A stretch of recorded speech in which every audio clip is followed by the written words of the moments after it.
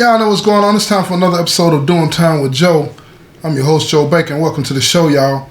Look here, Cynthia, she's almost in a position to wrap this thing up, but some things have to happen. She's got a car, brand new, Mercedes, killing it. Then she got enough money through this Cayman account, and he said it's one of his accounts that can hold her off for 10 years while he works on his appeal to get ready to get out. But she wants to make sure her cousin Curtis is straight. And her supervisor said he's going to go to the prosecutor and make sure and see if they can do something and whatnot. But if they can, he's going to have to be put into federal custody in another location. Now, here's the thing about that. He got state charges. He ain't got no federal charges. So how does he get moved to a federal facility? How? How does it work? So check this out. She gets back to the penitentiary. And she's talking to Curtis. And she tells Curtis, look, I need you to help me do something. And he said, what's that, cuz? He talks to her. He telling her, you know what I'm saying, he's down with her, whatever she needs and all this and that, right? Now see, keep in mind, when she told him to not discuss anything concerning her past with anybody, he left it alone. He forgot. He ain't thought nothing else about it. He figured, you know, she was a corrections officer. He really done locked herself mind that she's a corrections officer. Ain't nothing going on, whatnot. And she tells him, she said, look, Big 50 is about to go down. He still ain't putting the puzzle together yet. You know, this is Curtis. He's doing all of these different types of things and controlling all of these prisons and controlling the streets and all this and that. Major drug dealer, major gang leader.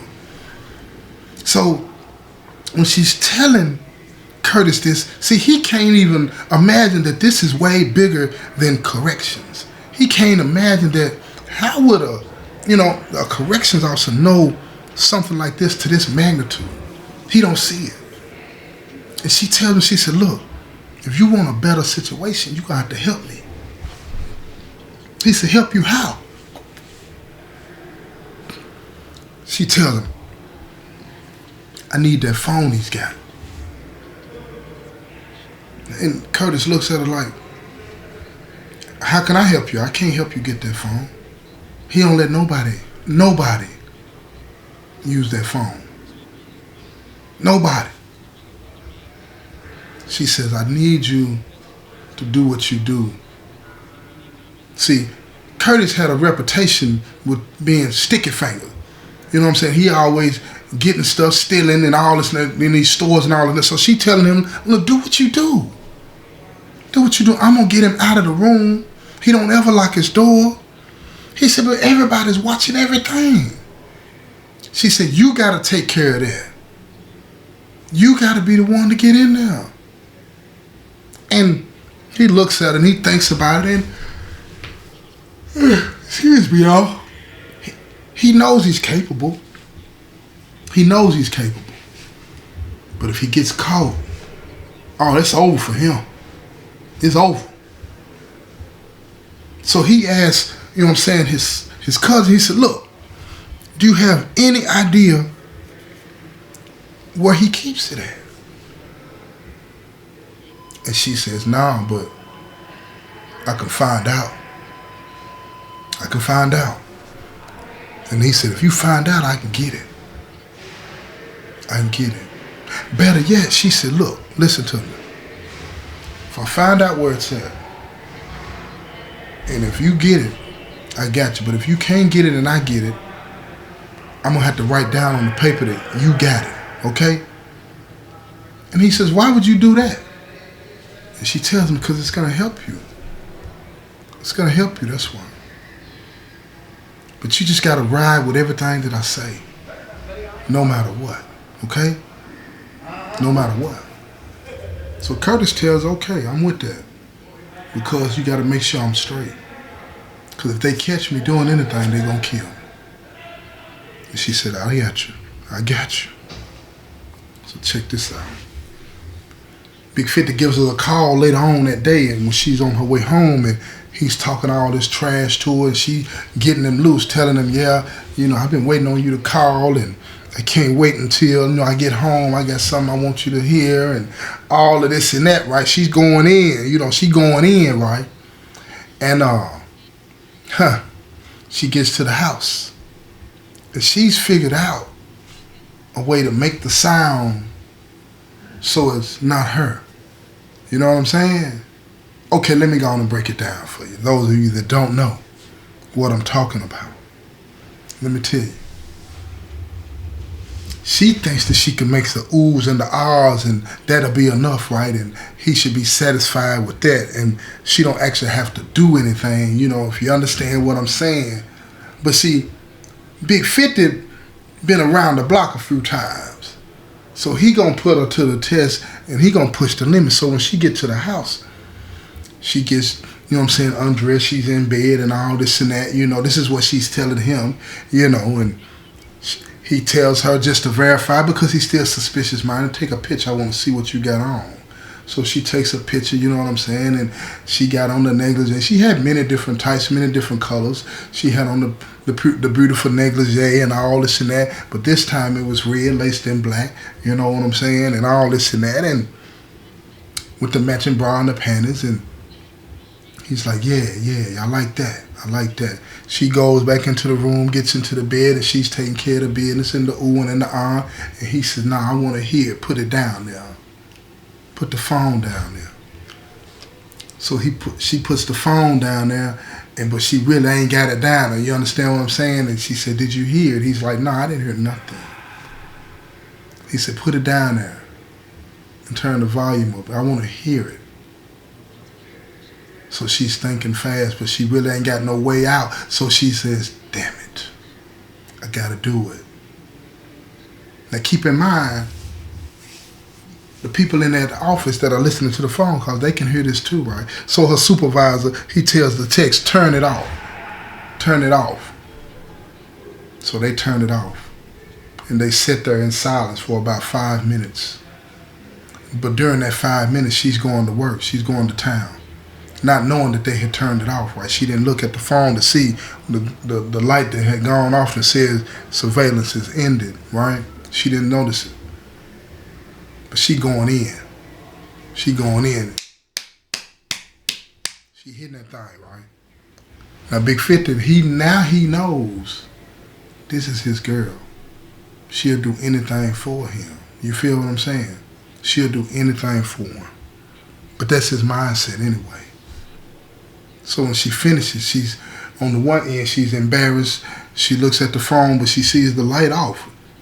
She's not really putting the puzzle together at that time, but she sees the light off that says she wasn't under, the phone is not tapped and under surveillance.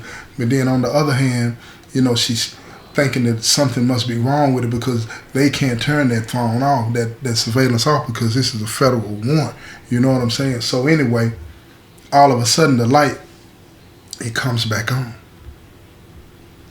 And now she's talking to Big 50 and everything is fine, and 50 tells her, look, I really think this is going to work. I'm starting to catch feelings. See, that's what happened when you're in the penitentiary. See, certain things that confirm that that person is with you starts to open up a part of you that's closed off from everybody else. Everybody else. She did something for him that other women had done, but she did it of her own free will. Choice. He didn't force her to do it. He didn't blackmail her to do it. She did it because she wanted to. That's his mindset. So now he's talking to her different than everybody else. And she tells him, she said, look, I'm not sure, but I heard that they might be coming through the shakedown. And he's like, oh yeah? It's like, when do you think it'll be? She said, I don't know, but I'm going to find out tomorrow and I'm going to let you know. So make sure you got everything put away and make sure you got it put in a good spot. And he said, no, I got the best spot on the pound. Ain't nobody going to find nothing dealing with me.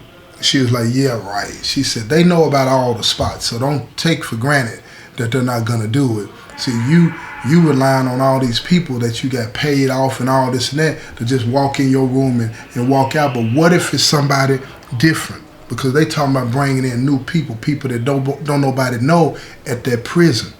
That'll take all your leverage away, all your favoritism away. So you gotta make sure it's straight. He said, okay, I see what you're saying. So ain't no place straight unless it's real straight, man. You understand? And he's listening to her. He's thinking like, dang, she going above and beyond, making sure he gonna be all right. So he said, look, he said, I might need you to put it away for me. She said, put it away for you? She said, I don't bring my phone in, so that wouldn't work either. She's just playing him along. He's like, no. He said, you keep it in your pocket. They're not going to pat you now. You the police. They're not going to pat you now. And then you just give it back to me before you leave. She said, I'll think about that. So here's the thing. She gets off the phone. She calls her supervisor, right? Big 50 hangs up. She said, what happened to the surveillance? Her supervisor said, well, we had a technical issue, and besides, we thought you might need some privacy, some time to yourself. So we had to get it fixed, and it took about 5 minutes. It seems to be there was enough time to get it straight. And she just laid her in the bed with a sigh of relief, and she said, thank you. He said, I see you doing above and beyond for the case, and he said, I won't forget it. She said, I hope not. But are you sure it was turned off? And he said, I'm sure it was turned off. He said, everybody in here understands the pressures, but everybody knows you're a team player now too. You remember that. She said, I will. But she said, look,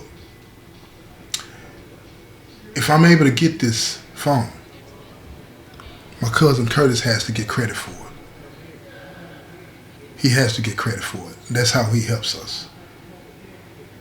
And she said, if it can't be done that way, I'm going to have to rely on him to go get it. And if he tries to go get it and get caught, it's going to be a problem if he gets caught. He said, well, we'll play that and deal with that, when the time comes, okay?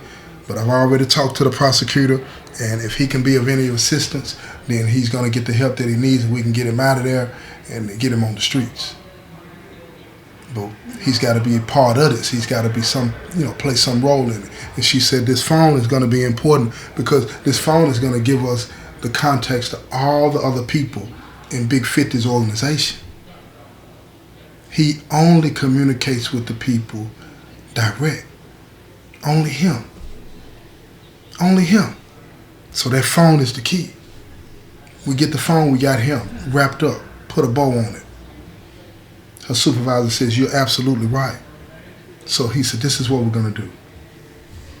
We're going to create a search team. We're going to get the warden to approve it, and they're going to come in and they're going to shake down. But we're going to say these things in front of a lot of the officers that we already know on his payroll, so you won't be the only one giving him the inside scoop. Because assuming that, he sticks to pattern, he's going to double check what you tell him. So this is how we're going to play this. And she said, that's a good idea. So now she's on her way to work. She gets off the phone, she's on her way to work the next day, and sure enough, the buzz is all over. They got a team of people coming in from the federal system that are going to be training on the shakedowns. Big 50 is spooked. The feds? What? Now, he verifies this through 3 or 4 other sources, including her. So now, let me tell you, he's spooked. He don't know what to do. See, a lot of times when you run an organization, you got everything locked in. Some things you just don't calculate because prison is about routine. And when the routine gets interrupted with something that You can't even calculate. The feds coming in to practice shaking down at a state facility, they don't do that. So now he's thinking, wait a minute, what is going on? So he gets with Miss Cynthia and he says, look, I'm gonna need you to hold this phone and you gotta protect it with your life. Everything that I do is wrapped up in this phone. Everything. And I need you to make sure it's safe. And if you do this for me, I'm gonna make sure you're all right, above and beyond what I've already done. He's showing signs of desperation. And she looks at him and she slides her hand across the desk and she puts her hand on top of his and she says, I got you. You don't have to worry about that. I got you. Trust me. And he says, I do trust you. So he said, before you get ready to leave on your lunch break, I'm going to bring it to you. She said, you might want to bring it to me as sooner than that because we don't know when they're coming in. We don't know when they're coming in, but they're coming. They're coming. So about 15 or 20 minutes later, she talks to her cousin Curtis and she tells Curtis, look, everything's going to work out. I got everything situated, but I'm going to put your name down on the paper as the inmate that gave me the phone. And that's the end of it, right? You just remember when they come and ask you, you create some story to tell them how you did it or whatever the case may be. They're going to have to go with it. You don't know what's on the phone. You don't know the codes. You don't know anything. You just did that for me. That's what you tell them. And he said, okay. He said, cuz, why are you doing this for me? And she said, I want to help you. That's why. You blood. And he says, okay, I got it. I got it. So here's the thing. They come in. Look, they're at the institution, at the gate. They call, they're coming in. She runs and lets Big 50 know. He hands her the phone. She slides it down in her pocket. She walks back into her desk calmly. They come in. They start searching. On top of that, they relieve every officer that's in every unit, everyone, and replace them with a federal officer. They take control of the whole building. She's gone. So while she's out, she goes to her car and she calls her supervisor. And her supervisor says that she can bring it to him tonight because he don't want to come to the prison. He don't want to break protocol. He's got to stay in the office where he's at. So she hides the phone in her car. And she says, how long are they going to be here? And he said, just a couple of hours and then they're going to leave. She said, but he's going to want the phone back. So her supervisor calls the warden and he tells the warden, look, I need her to come to me for the next hour and she'll be back. The warden gives her permission to leave. They come up with some excuse for her to leave, a family emergency, and then she leaves, but she takes the phone to her supervisor. They get everything off of the phone, everything. And they plant a surveillance device within the phone. It's tapped now. It's tapped. They're going to hear every conversation that takes place after it and who he talks to and everything. Everything. After they get the phone taken care of, they give it back to her. And she takes it back to the prison. Now another hour passes and then they tell all the officers to report back to their duty station. She reports back to her duty station. She's in the pod. Big 50 comes over. She gives Big 50 the phone and he smiles at her. He said, you really on the team. And she said, I told you could trust me. I got you. Now a couple of hours goes by and he's talking to her. She says, look, I need a favor. And he says, anything. And she said, that inmate right there, don't give him nothing else. And he looks at her, he says, why? The first thing that came to her mind, she said, you can't trust him. She wants to put some room between Big 50 and her cousin. She wants them to stop feeding him that dope. And if you want to know how this plays out, you're going to have to tune in to the next episode. This has been another episode of Doing Time with Joe. I'm your host, Joe Baker, and I say peace, y'all.